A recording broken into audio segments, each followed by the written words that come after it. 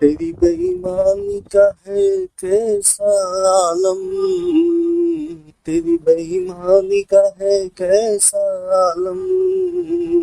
कभी पानी ही पानी है, कभी सूखे का गम, कभी पानी ही पानी है, कभी सूखे का गम।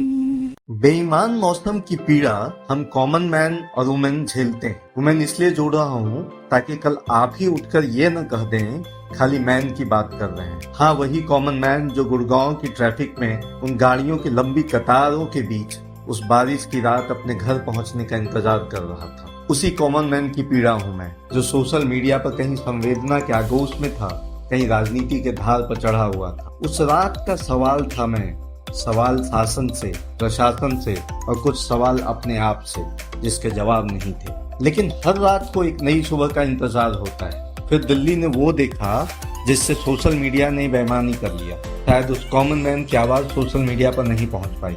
जब बारिश ने दिल्ली एनसीआर को अपने आगोश में ले रखा था, पिछली रात की वो भयावह तस्वीर थी, मन में डर था कि फिर आज ट्रैफिक दानव के रूप में हम कॉमन मैन को निगल लेगा। गुरुग्राम के दफ्तरों में वर्क फ्रॉम होम दे दिया गया, लेकिन हम कॉमन मैन कहाँ रुकने वाले थे। बाइक तो निकलनी थी। बारिश के तूफान में रात की उस डर को साथ ली। फिर कॉमन मैन ने बताया कि आखिर हुआ क्या अगले दिन उस बारिश में।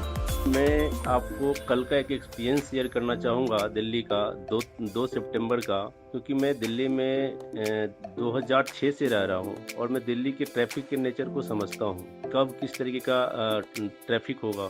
मैं कल हैरान रह गया जब मैं कनॉट प्लेस से आ रहा था द्वारका। पूरे रास्ते में हर एक ट्रैफिक पे, हर एक चौराहे पे कांस्टेबल और कुछ ट्रैफिक वाले इतना स्मूथ से ट्रैफिक को हैंडल कर रहे थे। और मैं द्वारका पहुंच गया और कहीं पर भी किसी तरह का ट्रैफिक में मुझे डिस्टरबेंस नहीं हुआ, जबकि कल इतनी हैवी रेन हुआ था। मैं वाकई सरप्राइज था कल का ट्रैफिक का डिसिप्लिन देख करके। मुझे बहुत अच्छा लगा।